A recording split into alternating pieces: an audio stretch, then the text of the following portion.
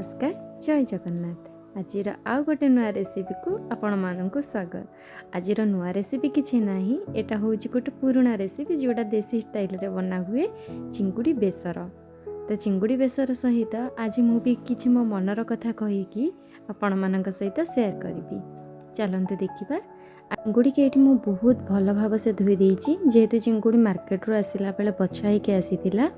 तो भल से धोइला परे मु सेथिरे किछि हळदी गुंड आउ लुण देकी भल से ताकू मैग्नेट करके थोई देली किछि समय पय। तापर एठी मु गोटे टमाटो आ गोटे पियाज को चुन चुन करी काटि नेछि। तापर एठी मु किछि जीरा सोरिष को भेदिबा पय किछि समय छाडी देली। तो चिंगुडीर साइज मीडियम थिला तो मीडियम साइज हिसाब रे मु सेमती मीडियम साइज रो आलू काटि देइथिली। आपण भी आपनको से हिसाब रे आलू काटि परिबे। तो ये ग्राइंडर से भेदा जाइथिबा सोरिष और जीरा को किछि रसुण आ से चुन चुन कटा जाइथिबा किछि पियाज को नै किछि पानी देकी ताको ग्राइंडिंग करदबा। मनर कथा तो कहिले केबे भी सरीबनी। सेमिति कथारे अछि झिया जन्म पर घर को जेतेबेले से बाप घरे थाए ना ता माँ ताकू कौनसी जिनसर अभाव रखेनी। कौनसी जिनसरे रोषे घरे हाथ मारिबा पई देई न थाए। से जानी थाए माँ कि झील मोर शाशु घर को गले सबू किछि करिवो। तो सेथिपई बाप घरे ना सबू झील निज निजर रानीर सुख पाई थांती। सेमिति मो भाग्य भी किछि थिला बो हातर सेई कम दिन र खाइबा। तो बो सिना चली गला आमे सिना ता कतरे सेतिकी रोषे शिखि पारिलुनी। किंतु भगवान को दयारु भाग्य रे मो बड़ भौणी मो पाखरे अछि जहा पई मु आज रेसिपी सब शिखि पारिछि। शाशु घर आसला पूर्वर सब बेले भावे केमती कौन करी केमती कौन करके खाइबा को देवी। हेले मो बड़ भौणी आ कि सब बेले मोर जो भी रोषे भूल हुए ना से सब मत कहीदे। मु आज जदि भी रेसिपी आपण मान सहित सेयार करुँची ना तो सब क्रेडिट मो भौणी को जाऊँगी जहाँपाई मु आज रेसिपी गुड़िक शिखिकी आपण मान सहित सेयार करि पारुची। चलतु एबे रेसिपी आरंभ करिबा। तो ये मु किछि तेल रे चिंगुड़ी गुड़िक नहीं कि भल भाव में भाजी नहीं। चिंगुड़ी गुड़िक बेसी भाजबेनी बेसी भाजिले यह टाण लगे। तो ग्राइंडिंग कर देइतिली जहाँ मु भेदेकी रखी। तो ये ग्राइंडिंग होला परे मु कढ़ई रे किछि तेल नहीं कि सेतिरे गोटे सुखिला लंका किछि पंच फुटण नहीं कि ता देहरे कटा जाइथिबा से चुन चुन पियाज को नहीं भल भाव में भाजीदेली।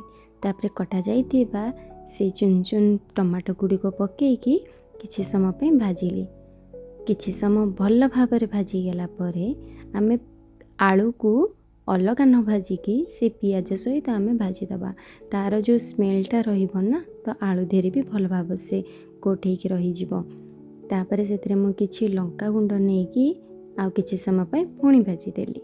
आपण माने जेतेबेले भी भाजुचंदी ना तो हळदी गुंड जेतेबेले भी पकेबे बस अल्प टिके पकेबे कहीं आम चिंगुड़ी रे जो मैग्नेट करला बेले हळदी गुंड पकई थिले तो एतेरे जदि आम अधिक हळदी गुंड नहीं जिबा ताहले एटा हळदिया लागिबो। सेतिपई आपण किछि हळदी गुंड अल्प नेबे।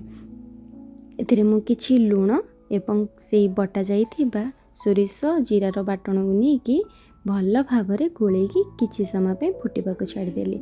आउ हाँ फुटिला बेले ना आपण बेसी पोड़ पोड़ करिवेनी जेहेतु सोरिष बाटण मु पूर्वर भी कही बेसी समय भाजिले आ पिता लगे। से कसिला परे मु सेथिरे किछि पानी देकी ताको भल से फुटिबा पई घोड़े देली।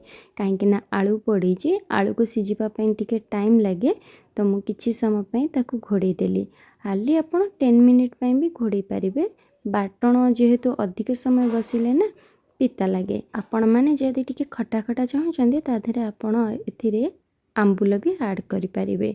तो मोर गोटे नहीं टमाटो जोटा कि बहुत खट्टा थिला तो सेते मु आंबुल को भी ऐड कलेनी। तापर एथरे भजा जाइथिबा से चिंगुड़ी गुड़िक भल भाव में ताको गोलेकी किछि समय पे छाड़ी देली।